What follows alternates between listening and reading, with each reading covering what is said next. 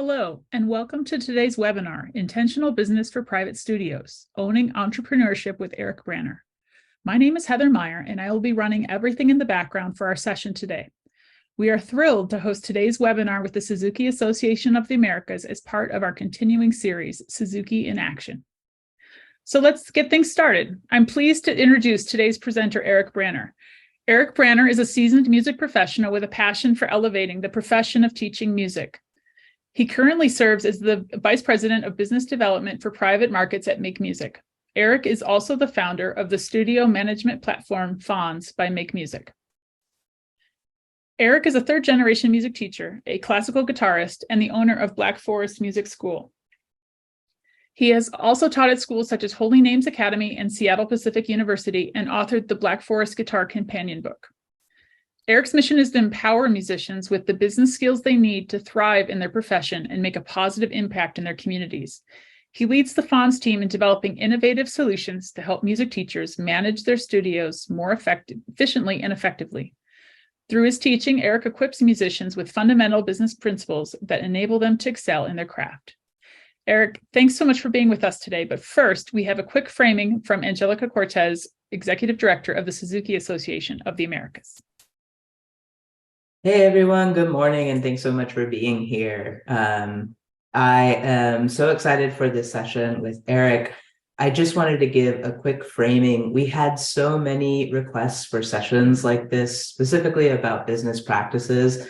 And as Eric and I were talking, we were very aware that there's a wide variety of values as it comes to business practices, and a wide variety of skill sets, and a wide variety of intentions and goals for building your own business studio. So what we wanted to talk about, what I just want to add as we get ready for this session, is this concept of intentionality. So for some of you, some of the goal is to reach as many students as you can at as low of a price as you can. For some of you, it's reaching as few students as you can for as much cost as you can, right? There's different goals for different people. And we want to make space in here for all of those different goals and values. So some of this will land for you and some of this may not. But the goal for us today is to give just a little bit of a framework and structure in and around business practices and entrepreneurship. And we hope that as we hear from you and get questions from you, we really encourage you to ask questions, that we can get a little bit of a better sense of what topics and ideas you all as a group would like to dive into. So really invite lots of questions, and we'll look forward to hearing more from you as we get going here. And with that, I'll go ahead and pass it on to Eric. Thank you all so much.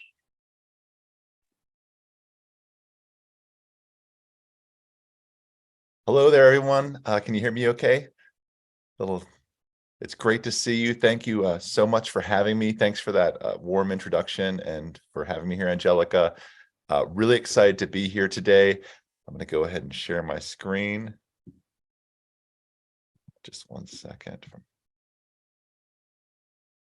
Okay, great. Thanks. So yes, I am very much excited about sharing this topic today and jumping into it together. And today's topic of intentionality, I actually have to thank Angelica for this, because I have been very passionate about the business side of teaching music and the impact of teaching music for 25, 30 years. And it wasn't until a couple months ago, I just met Angelica at ASTA, and we were discussing what the work that we do and the idea of putting together this event and talking to you. And Angelica brought up the idea of intentionality, and that was the word that pulled this together. And I think it's really important as we start this journey today to what we mean by intentionality, especially as it applies to this great work we do as music teachers, as people that share music and shape culture and promote culture, is that it really helps and it really benefits us and behooves us to have intention, and whatever that may be, but it empowers us. It helps us steer the direction that we want to take for our great work and how we approach our great work. And I think an intentional approach to business, just like Angelica was saying, was a real piece that kind of combined this whole thing together. And today on this journey, I'm going to be kind of veering in and out quite a bit of traditional business and applying it to a music studio and the work that we do as musicians and as artists and as teachers. I did want to be very mindful that people are in very different places and often, frankly, didn't get maybe the skill set they feel like they needed through their musical training, right? Or maybe we hear this often that people didn't get a real business training, but they were sent out into the world with this great music education to do this great work, but maybe without having that foundation to run a business or to feel confident about doing that.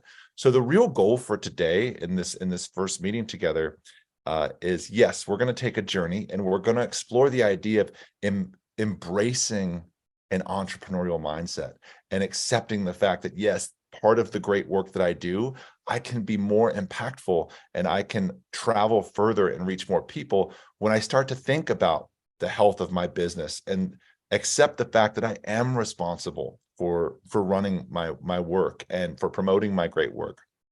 We're going to do this under the lens of, we're going to study maybe some things you learn in business school, had you gone to business school, and applying them to a private music studio as an example. So we're going to look at business structures and responsibilities. And you're going to feel really good about yourself, because I feel like once we get cooking on this, you're going to start realizing all these things that you're already doing, right? You might not know that you're doing them, but it's going to be come into your awareness that you're like, wow, I'm doing a lot of these business things already. And this opens up opportunities to maybe to lean into some, or maybe delegate others that you don't like doing. We're going to talk about mission and the value that I know that we all have as music teachers, but how that can really work to ignite us as impactful music teachers and artists, and lead that up into a transformative value statement that I think a lot of us probably already feel. And then we'll take this and we'll apply these ideas. We'll take these business ideas, these business structures, and we will apply them into a common topic that we run into as a music teacher. And then we'll have some time for discussion. This photo right here, this is a picture of my annual recital that I do. It's called the Guitar Barbecue, where I have my students and their families come. It's an outdoor event. It's a lot of fun. We'd love to do that every year. So that's a big part of what I do too as a music teacher. So let's start with this idea of having the mindset of an entrepreneur. And I love this, and I love the concept of feeling entrepreneurial. And I know that it's something a lot of people really lean away from and don't feel really, they don't feel welcome with this, as a creative and as an artist. But if you look at the definition of being an entrepreneur, a person who operates a business taking on a greater than normal financial risk in order to do so. I mean, I don't know what better than becoming a professional musician. What's a more awesome and greater than normal financial risk than that, right? Than devoting your life to art and to sharing art. So yes, we are all entrepreneurs here, and we went to school, we studied, and we went out into the world, and we're in charge of caring for ourselves, right? And so it's really wonderful to take a moment and to meditate on that, and to look around. And in a world where people are increasingly disconnected, and in a world that's increasingly digital, the data that we see and what we observe and see in practice is that right now, the past decade, the next decade, is a golden era for this heart-centered, people-centered, developmental work like teaching music, right? And running a music studio, having an impact on your community.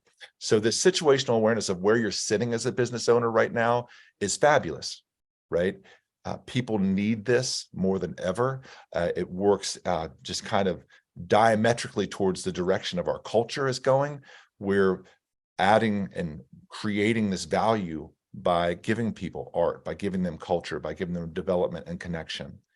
So the other piece, as an entrepreneur, as you probably already know, is that your success and your well-being, that reflects how well you can impact your community. So yes, you are responsible for earning your living. You're responsible for supporting yourself.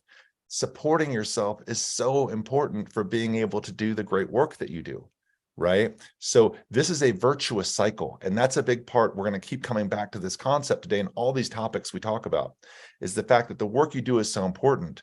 But for you to do your work, you have to be taken care of. You have to eat. You have to be well. And so the way to do that is to lean in to this idea of the fact that you're a business owner, and to look, what can I do better? How can I have a greater impact?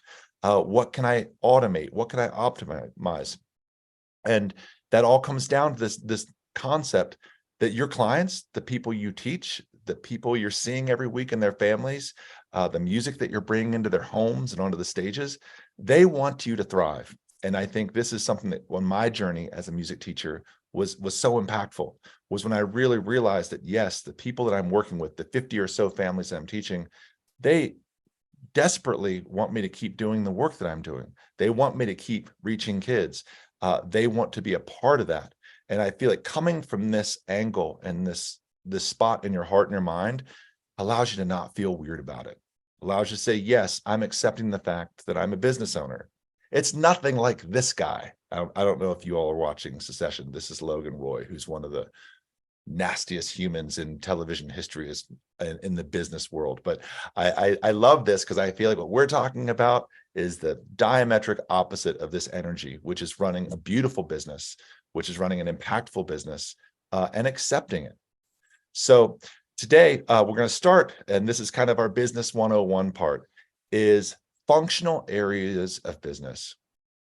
Any type of business that you run, any type of business you apply this to, when you go to business school, you'll study this idea that we have something called functional areas of business.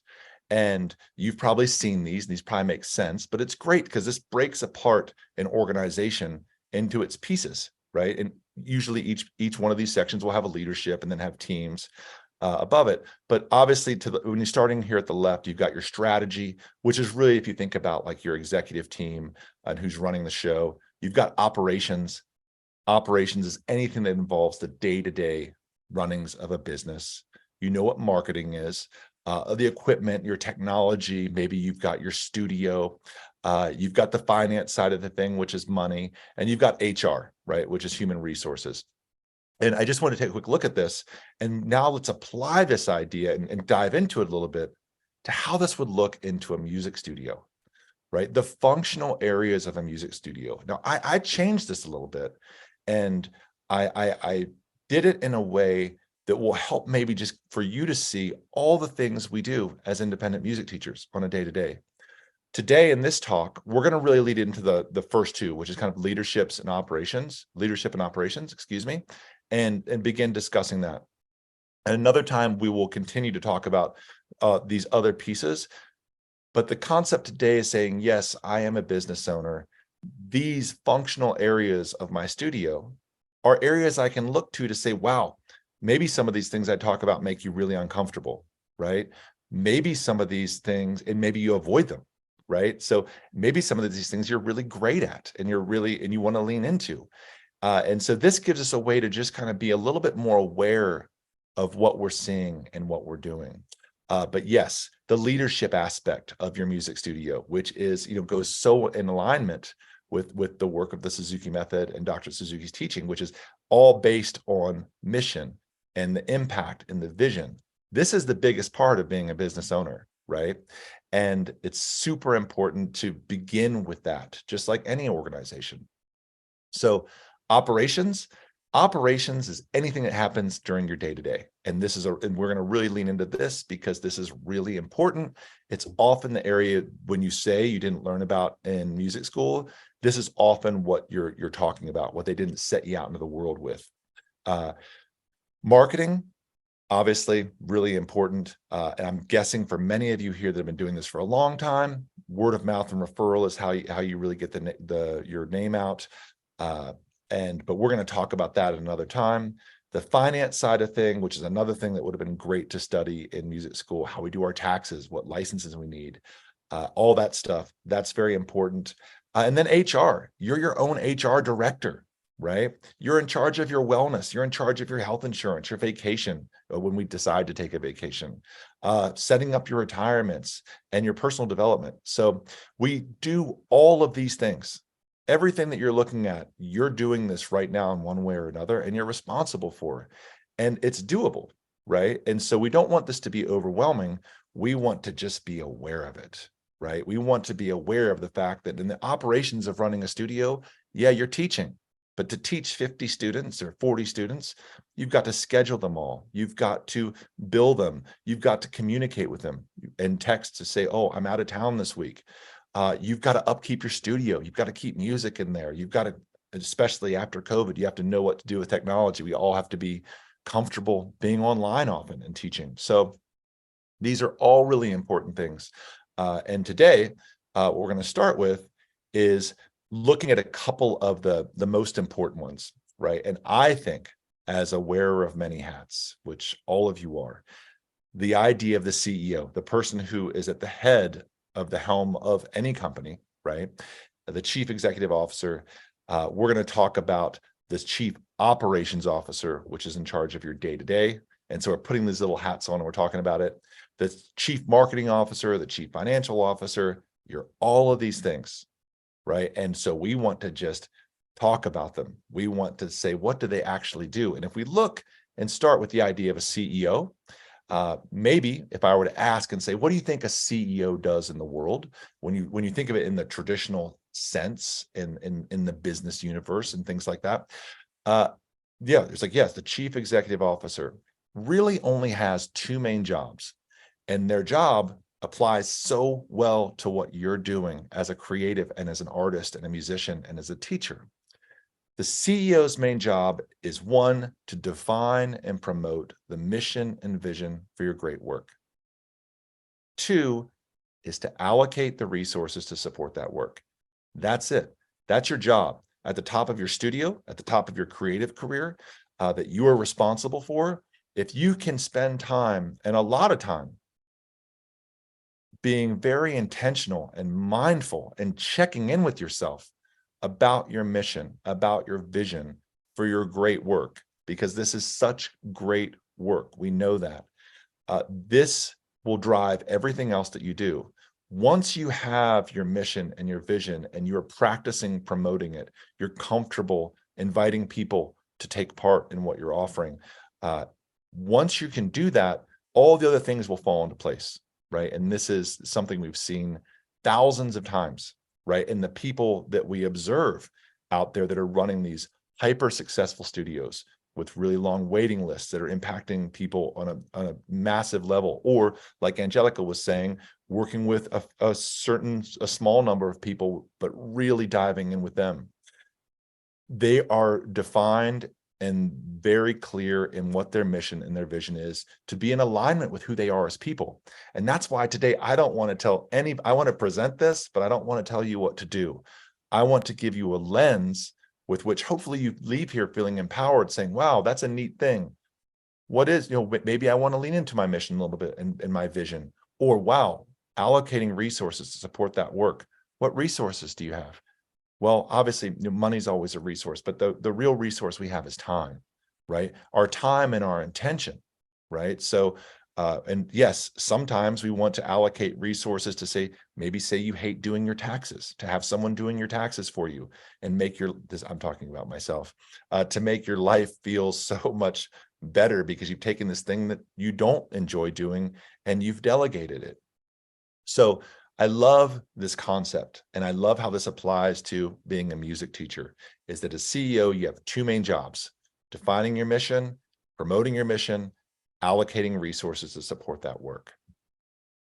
And since we're here, I just want to take a brief jump off and talk about mission a little bit more deeply, because if for some of you that don't have it or maybe haven't thought about this, I know that it's very central to the Suzuki mission and the training, and I think it's beautiful. And if you haven't thought about this lately or recently, I really encourage you to go back, especially, you're here at a business seminar and you're thinking about the work that you're doing. It's great to say, wait, why am I doing this? Because I'm sure many of you understand or have felt the same way that, in your career as a musician and as a teacher, it can sometimes feel really, it can feel exhausting. It can feel like maybe you're not appreciated. it can feel like, wow, I'm alone, right? And at the core of that, if you remember why you're doing what you're doing, who you're serving, and how this work is so transformative and beautiful, coming back to your mission statement, your personal mission statement is the thing that can keep you in the game. And that's a big part of what I've been doing for the last years, is making sure these brilliant artists, these people that are contributing to society, stay in the game, right? If they keep doing this, because over the course of a career, you start to see your impact. You see your students grow up. You see them become well-adjusted adults. You see them, living these creative, beautiful lives. So if you haven't, take some time, set out some time to work on your mission statement. I also, while I'm here, I want to also mention the just cause statement. And we're not going to dive into that today. That's for another talk. But there's a book by Simon Sinek called The Infinite Game, which, if you haven't read it, I highly recommend it. The just cause statement is different than your mission or your purpose statement, and then it looks towards the future. And it's an exercise to go through that I have found really helpful for me and for my organization. And it's a great way of centering your work. And I love it. I can't say enough good stuff about it. It's called The Infinite Game by Simon Sinek. So I pulled some examples of mission statements that I thought were just beautiful. And I wanted to just, you can take a look at them to give you some ideas. We don't need to read through them or anything, but I love the Suzuki Association of the Americas, which is improving the quality of life of the Americas through Suzuki education. That's it. That is a beautiful mission, to remember what you're doing every day, right? It's music. We know that sharing music with people is so important, that it's so helpful. And this is where I get my personal mission, my just cause, is that I know that by elevating the profession of private music teaching and having more teachers in the space and attracting more teachers to the space, this is my mission, to add more teachers, to have more students, to have more people studying, and to make the community more healthy, right? And so I believe that by people learning business skills, by learning business practices, that they will stay in the game, that they will reach more people. So that's the second part of my piece. I love the TED mission of TED Talks, simply to spread ideas. It doesn't need to be long, right? It can be short, it's impactful. That's what they do. And then the Black Forest Music School, this is my music school, right? And so my concept of my school is I'm trying to develop my community, right? To make them more curious and make them more cultured and connected, right? That's what I work to do in my music teaching. And that's been the thing that I've leaned into and felt so empowered by. And that's helped me run a really successful music studio, both as on the business side and on the community impact piece. And then I just shared another mission from a Suzuki school and the Suzuki Academy of Kalamazoo that I thought was just beautiful, about creating this inclusive, high quality music program where all students are nurtured as valued members of our community. That's beautiful. These are the things that will guide us through difficult times. These are the things that will focus us into saying, yeah, I need to do this business thing to keep my studio open, to reach more people, to have a greater impact in my community. So here we are as a mission-based entrepreneur. We've talked through this, we have a mission, and now we can say this. We can say, hey, I change lives and I improve my community through my great work. I am going to take responsibility for the financial health of my business, which is me. I'm going to constantly work to improve my craft and increase my impact, because that's part of my mission statement as well. And I'm going to work to understand the economic landscape around my great work.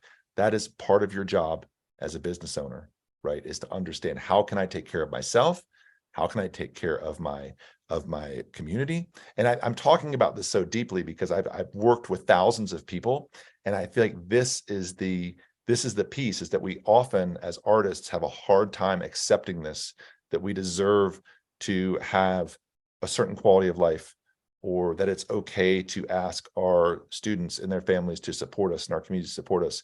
And so this is something that I feel like can make a transformative change in a very brief time. So I have to share this, and because this is a personal story that happened in the last week, is that and this is paramount to what this is all about, is that I started teaching Paul when Paul was maybe 11, but I think I knew him younger than that. And Paul was a tremendous athlete, but he was also a great guitar player. And we really connected at a very young age on the fact of how similar sports and music can be studied as far as how practice works, intentional practice. Paul also really leaned into guitar for a way to relax and to focus his mind before games. So I knew Paul through his high school career, where he won a state championship here in Seattle. After he won the game or the match, my son Huck, he carried him out to the field, and Huck is holding the trophy. So the photo of the team winning the state championship, my little 3-year-old at the time, son Huck, was holding that trophy. He went on to win a D1 championship at Georgetown. He just recently came back to Seattle and made the Seattle Sounders, which is the MLS local soccer team. And last week, I just had to put this in there, was his first match with the Seattle Sounders. And his first moments in the game, he scored a goal. And I was sitting next to his father, and the tears were streaming down his eyes. But the night before that match, he came to my studio. We were sitting in this room, and I cooked him dinner, and we played guitar together. And I thought, wow, this is what I get to do with my work, right?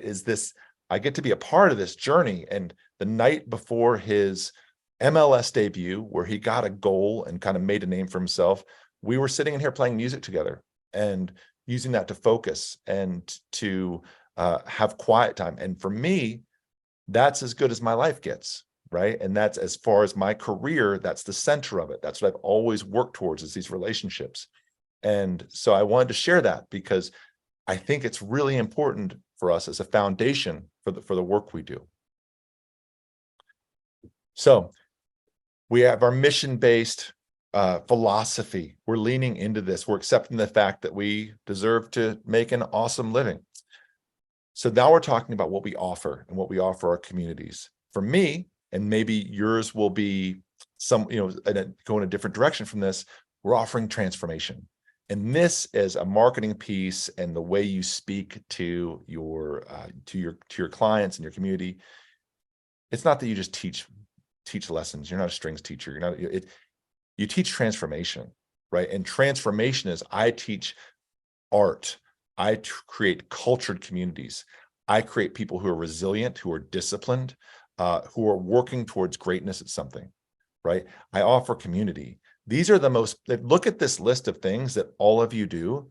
These are the most powerful tools in the world right now that people need more than anything else, right? And this is what you offer. So as you look at the core of what your business is, we've spent this time, hopefully you feel really good about this. And this brings us to what I call this kind of our impact statement, or our value proposition, that I hope everyone here will say this in their hearts and feel really good about it, which is, I sell transformational experiences and impact. It is reasonable for me to be well paid and to make a wonderful living, right? And I think this is, and being well paid and a wonderful living, we have a wide range of what that could be or what that means to us, but it's important to embrace it, whatever that is. Whether you're really goal-oriented and you have big dreams of whatever. The great thing about being in this type of work, about being entrepreneurial, is that they're all opportunities. I have a good friend who is a independent music teacher, and his wife is a phlebotomist. She's a doctor, and and his just kind of fun goal in life is to earn more than she does by teaching. So he's very busy, but he does it. And so they have kind of this same kind of this, it's a fun family game, and that's what he does. And it works. There are many people that are making fabulous livings teaching.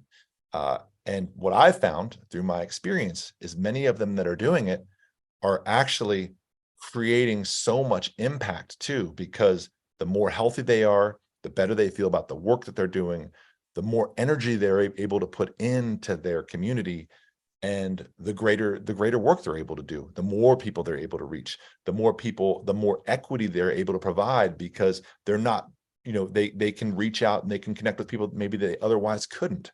So it's a really fun, it's a really optimistic, and it's a beautiful way of being. So let's jump back into the business world and let's talk about this operations thing again, because we talked about our leadership piece, and that's really important. And hopefully this gives us a lens from which we'll do all of our work. But now we get into kind of the nitty gritty, which is you are the COO of your company, right? And we could talk about this for months. We could talk about this for semesters, which is the operations, anything that you do in your business day to day to keep operating. And I remember when I started Fonz, which was a technology company, we were meeting with all these engineers and creatives and UX designers and things I didn't really know what any of it was, because I'd never built technology before. And one of the thing they always said, ops. What's the ops like? And I had no idea what anybody was talking about. But operations, or ops, is simply just anything your business does to keep operating. And we want to look at that, and we're going to kind of lean into a couple areas. So improving your operations is something that has a massive, massive focus, or a massive impact on your quality of life, right? So obviously your teaching is something you're always working on, and we're not talking about that as much today. But the areas that you can improve, your systems built around your scheduling, your payments, your pricing, how you communicate with people. So many of these things can be automated now, and they're not critical to the relationship of the great work that you do. The teaching is where the relationship is built, right? So when you're in the studio, that is building a relationship. Most of the business, the best thing you can do as a business owner is to be very professional, right? To automate or to remove as much of those elements as you can from the studio. So you're not sitting around in your studio asking a parent for a check while a kid's sitting there waiting, and the kid digs it out of their pocket in your studio. That's uncomfortable.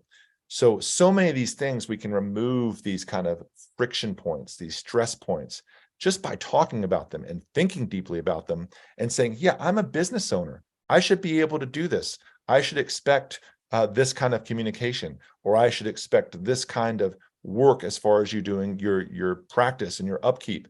So, or what kind of shape the instrument's in. So what we're going to do is we're just going to kind of look at a couple areas today, and we'll talk about them.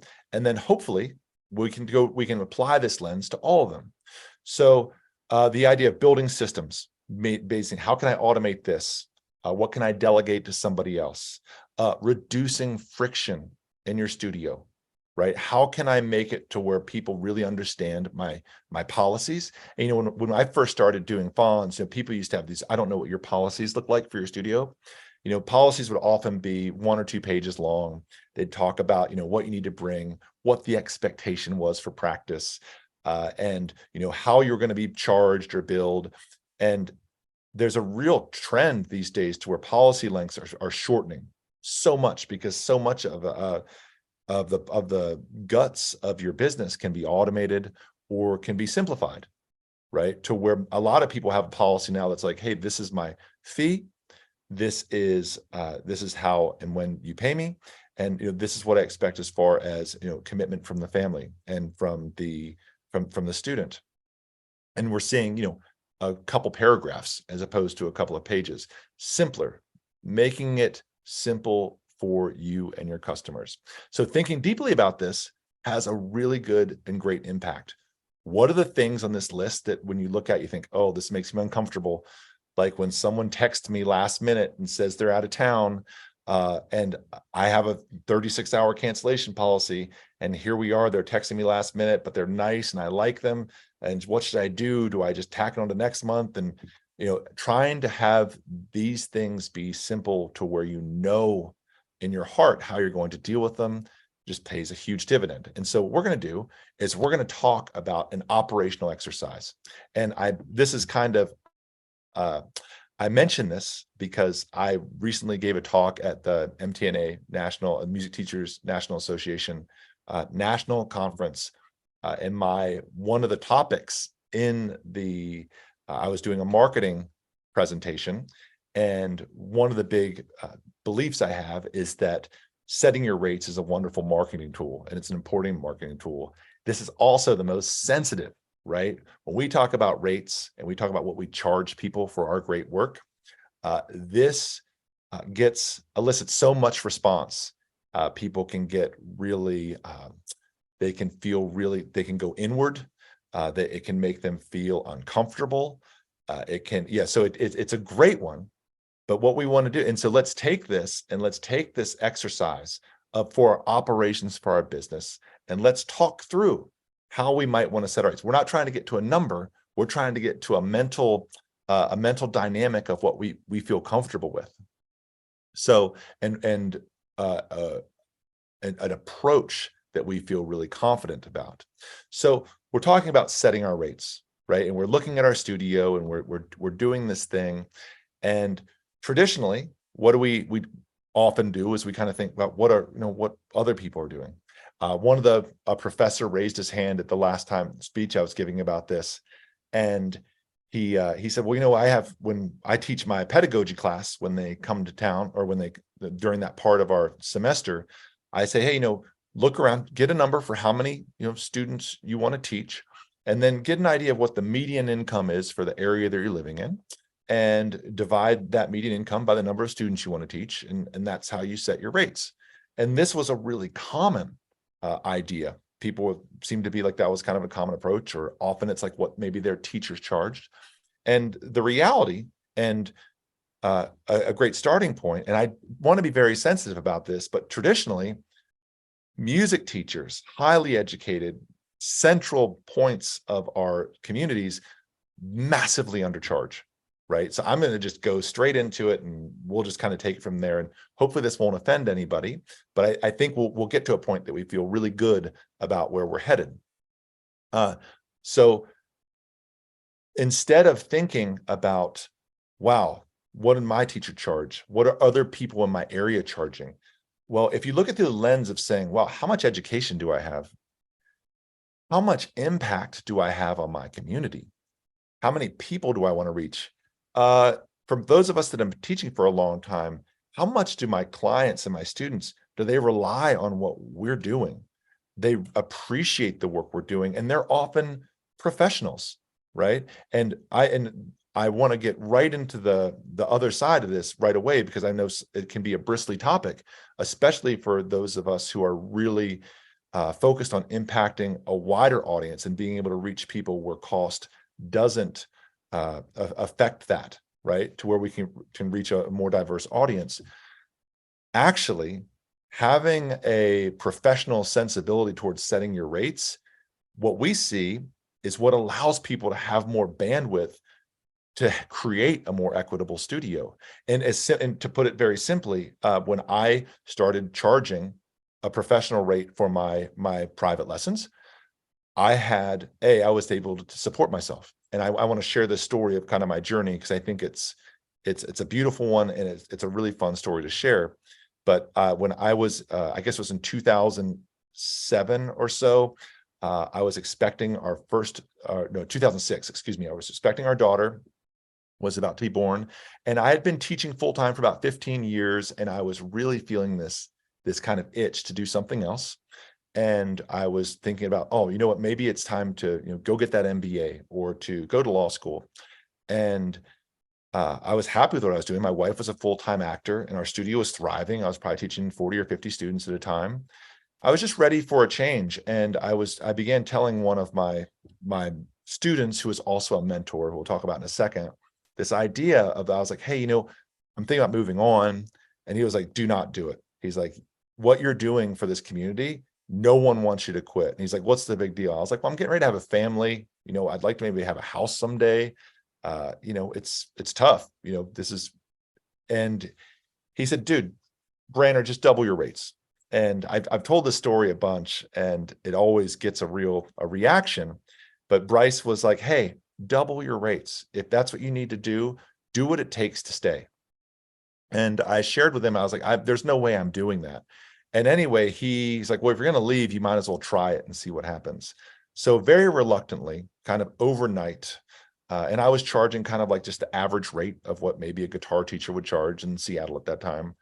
I just made a plea to my community. I was like, hey, in order for me to keep doing this, I'm starting a family.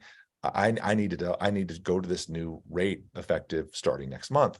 And the response was very interesting. For one, no one said anything or cared. That was very surprising. I was very taken aback that everyone's like, oh, that's great. Yeah, we're happy to hear that.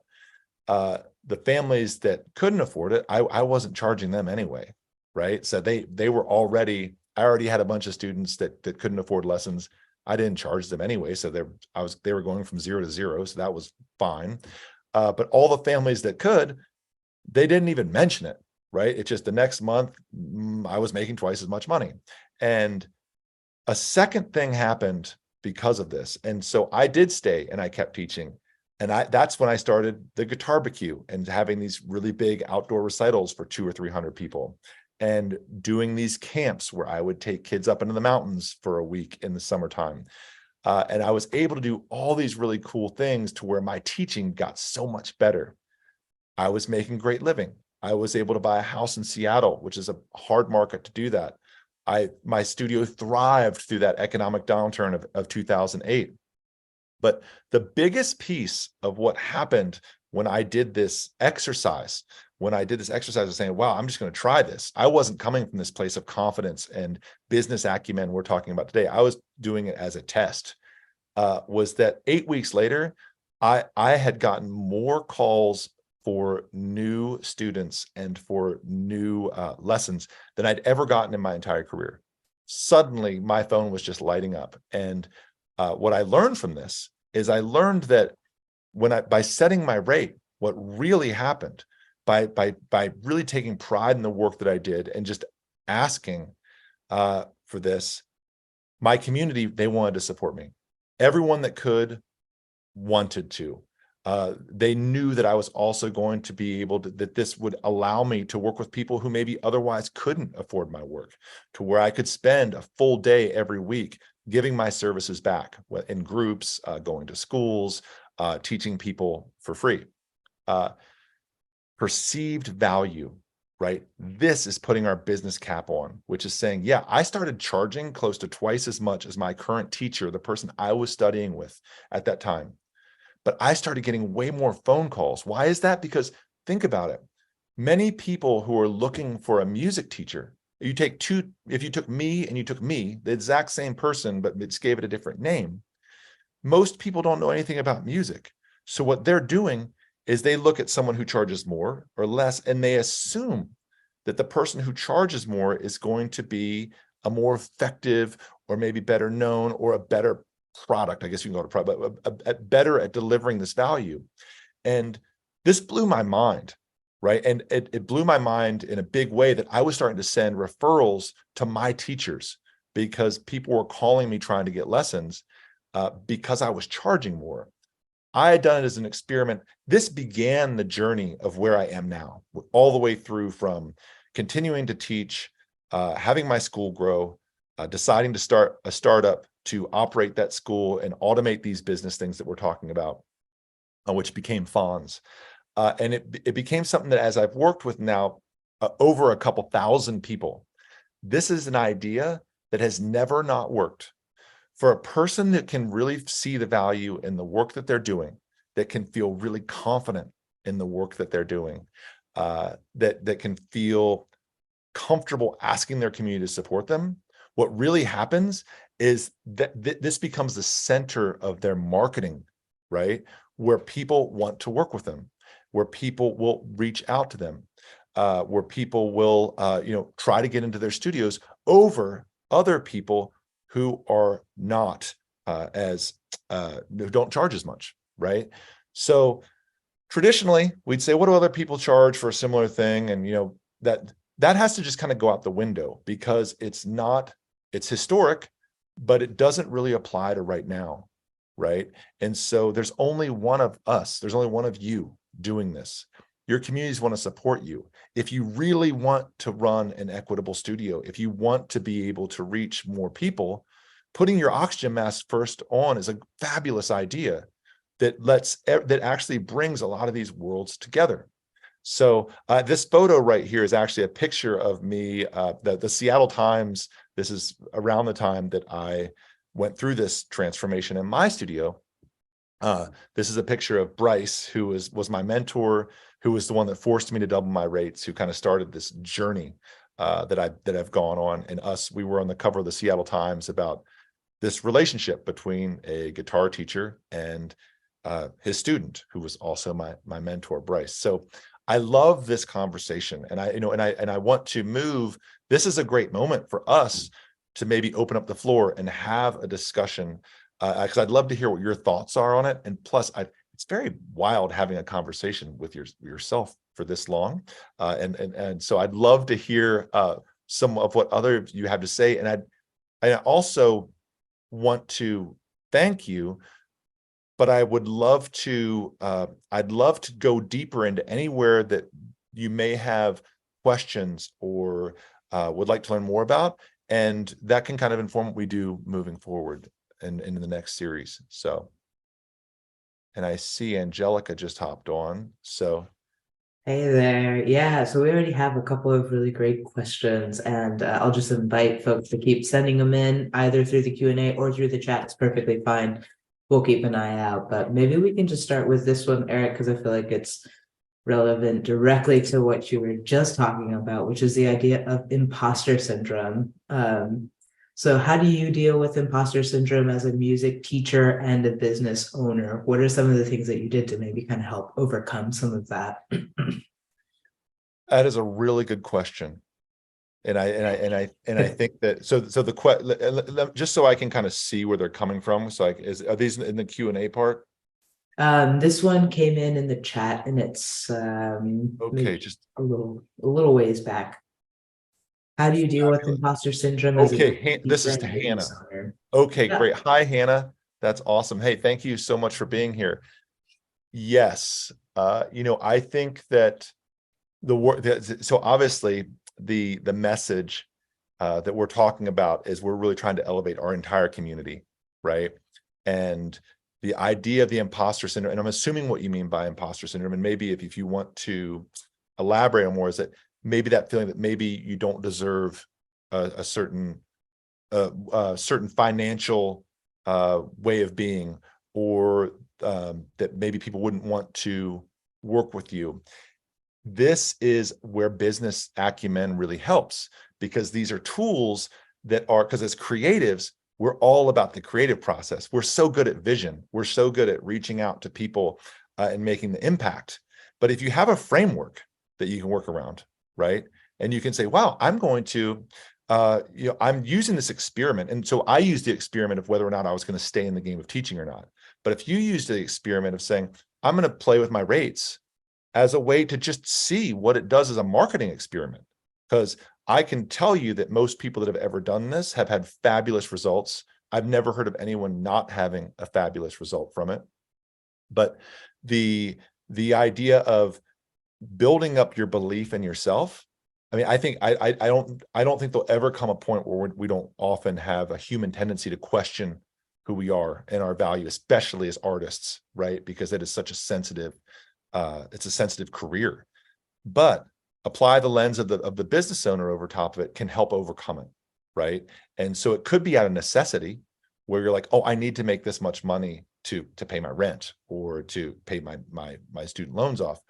But it becomes, and this is the lesson I learned from doing Fonz, is you learn to become unemotional about that area of your life, right? And that allows you to, because your imposter syndrome will go away the more people you reach, the more people who are loving you, the more people you're seeing succeed.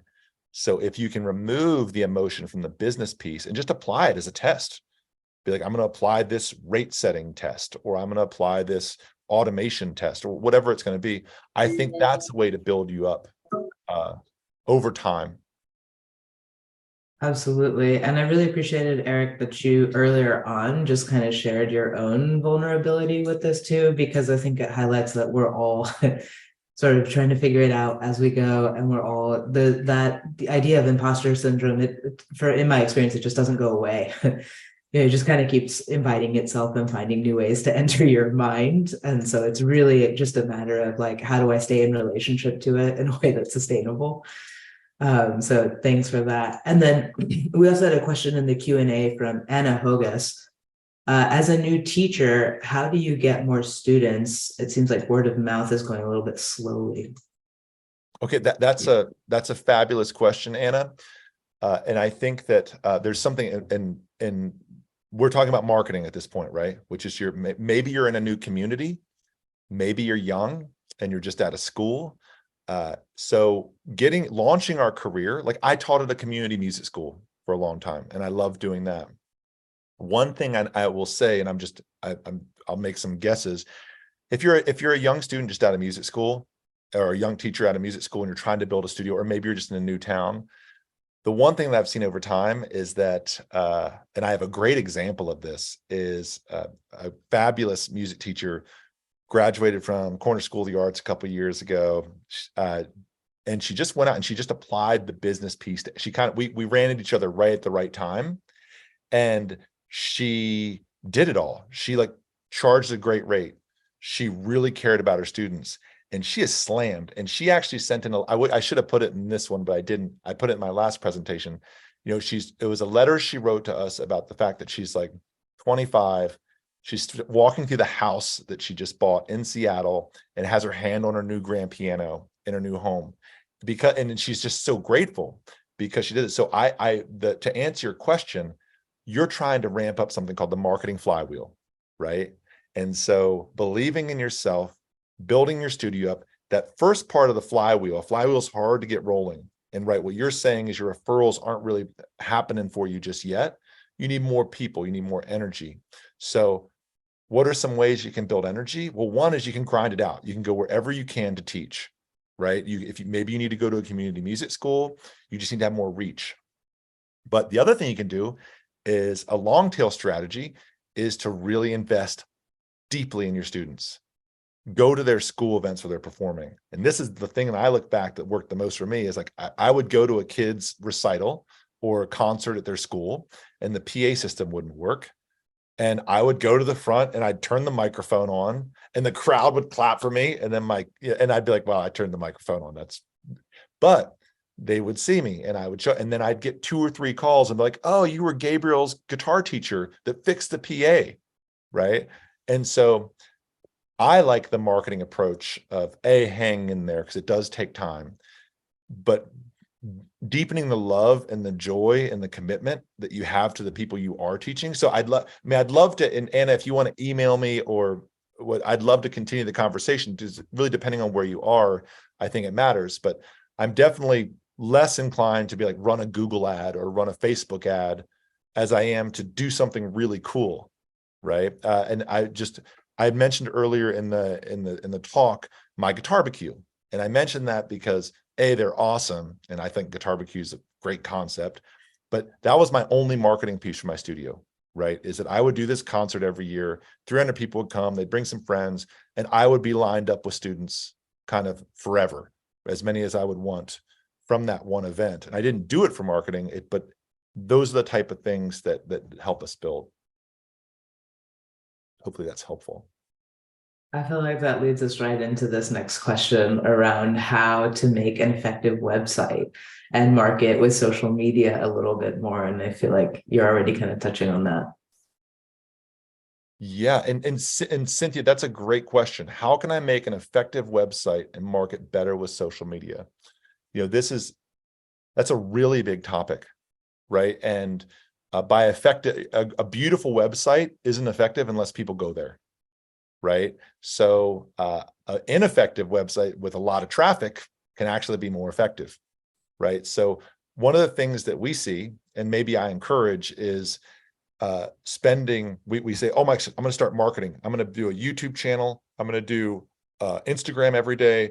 I'm going to do all these different things. I'm going to build a fabulous website. Where really maybe that's not the most impactful use of your time or your focus. So yes, it's great to have a website that's really clear, that's really that shows what you do, that often that's simple and people can contact you. But really that's only if they can find you. I think the vast majority of us that have been teaching for a long time, most of our new students come from the community that we work in, our contacts from where we work in, teachers at other schools and people just helping send them. So yes, it's great to support your work. Once you're getting into social media, it's really tough, because if you're saying, I'm going to commit to posting to Instagram every day, well, yeah, that's a broad reach, but that might not bring students into your studio, right? If you're trying to do something like sell a course or do something, a product, maybe, but it's something you want to really, before you dive too deep into, unless it's something that brings you great joy. I used to love posting to YouTube. I'd put up, and I haven't been able to do this much for like the last 7 years since I started Fonz, because I got so busy, but I was getting close to like a million views. I think it's like over 3 million views now of just free lessons I'd put up because I thought it was fun to teach people cool stuff, right? I never monetized it. I never thought about it. I never got any students from it, right? It didn't grow my studio. It was something I just enjoyed doing. So I think the idea of social media and website is beautiful. I also think it's great to talk with people about ideas, about maybe more holistic, meaningful ways you can market yourself. And this is maybe a great moment for me to put a plug. I moderate a group through Fonz. It's not like Fonz dependent to use it, called Fonz Family. And I think there's a couple of members here today in this talk, but basically it's a community. It's a Facebook group where we talk about this stuff all day long, where we can get a little bit more depth into what you're trying to do, Cynthia, where it's like, well, wait, what's your website look like now? How many students do you have? What's your goal? Are you trying to have a national reach? And then you can start to, it's just a highly supportive, motivated, encouraging, kind group of people. You're welcome to join. It's called Fonz Family on Facebook. I'd encourage anyone here to check it out if they'd like. Yeah, it's wonderful. So would love to hear more about your work. Great. And it looks like Carol's restarting a teaching studio. Maybe this will be our last question. So just trying to keep an eye on the time. Carol's restarting a teaching studio after hiatus in IT world. Any ideas for where to begin? Yes. It sounds like you're coming back to this heart-centered work. You're going to bring a lot of enthusiasm to it. So I'm just guessing, by the way, if I could talk to you, but you're probably really excited about working with people and sharing music. So I would encourage start with one, right? If you're just getting started, for me, I know that in my studio, having one or two of my clients that I first got they led to probably, there's a tree, right? Where one passionate student that you're really changing their life, that can quickly snowball. So that's piece one, is get a small core of people that you're highly devoted to and that you're absolutely loving working with, and you're doing your best work with them. That is an investment, because they're going to be the ones posting to social media, right? They're going to be the ones advertising for you. That is so much more powerful. And for me, it was Angela, this woman named Angela. And I'll tell you the story really quickly. I pulled a splinter out of this kid's foot that was massive. I went to his house for a lesson. I just kind of got on my own for a studio, or on my own studio. And I pulled the splinter out of his foot that was he was on his way to the hospital. It was not going to be a lesson. Anyway, I coaxed this kid to let me pull the splinter out of his foot. And I'm telling you, I got more students from pulling that splinter out of that kid's foot during that lesson time than I did from anything else maybe I've ever done in my life. Because Angela's led to, because she was a talker. She told everybody what a great teacher I was. She couldn't help herself, and what had nothing to do with me teaching. But that became foundational, and that became a big piece of its marketing. So I would encourage filling your heart up with joy, finding a couple of people, going into your network, seeing where your quick wins are. Hey, I'm teaching again, and I'm so excited. How can I start working with you? Do great work. Like this is like all this business stuff. It all comes down to just like trying to be awesome, right? And be a great person. So that would be my first recommendation. But again, if you'd like to stop by our group and tell us about what you're doing, we'd love to hear about it, and we'd love to support you. I know we're almost out of time, but I'm comfortable taking a couple more questions if you all want to hang out. So Sounds great. Yeah, I'm up for it. Let's do it. And maybe Heather, you can let us know what our actual limit is. Let's do one more question, and then we have the Q&A, and also on the resources link, which I sent to everyone just now, there is Eric's email address too. So if you want to email, if you didn't get a question answered today, you can always contact him directly as well. Perfect. Absolutely, and we'll keep track of these, and we will, yeah, we can address them in a later conversation as well, because this was very fun.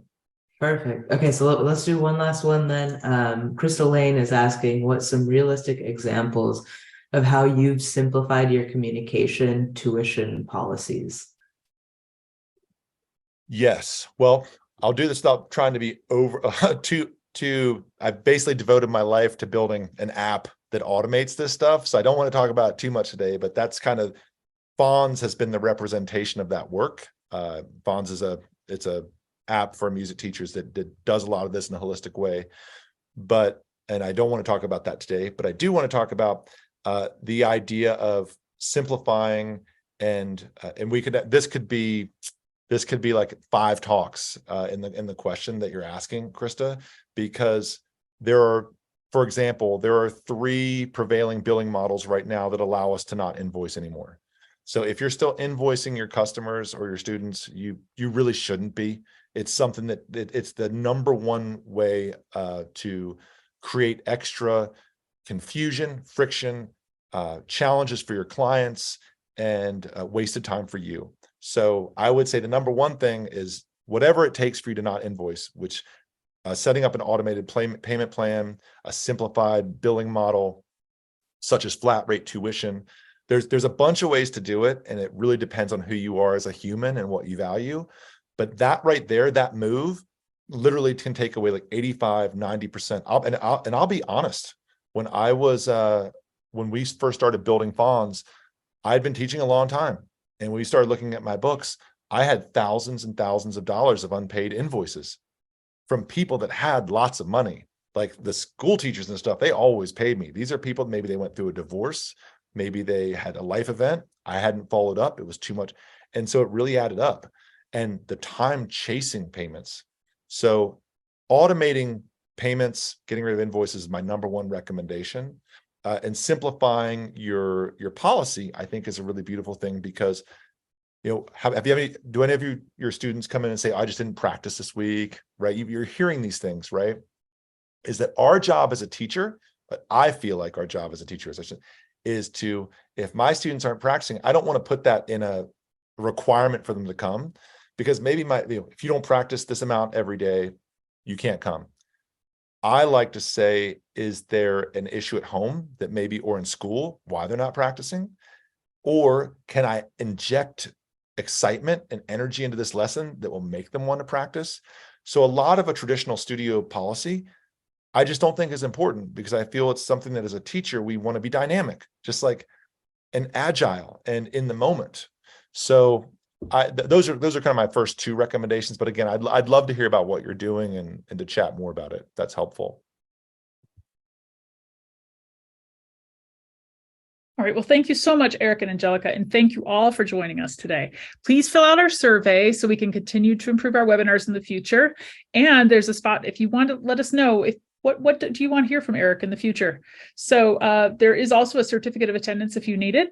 And check out the chat where I added some extra links. So thank you again. Thank you to Louise, our interpreter, as well. And have a great day. Goodbye. Hey, thank you so much.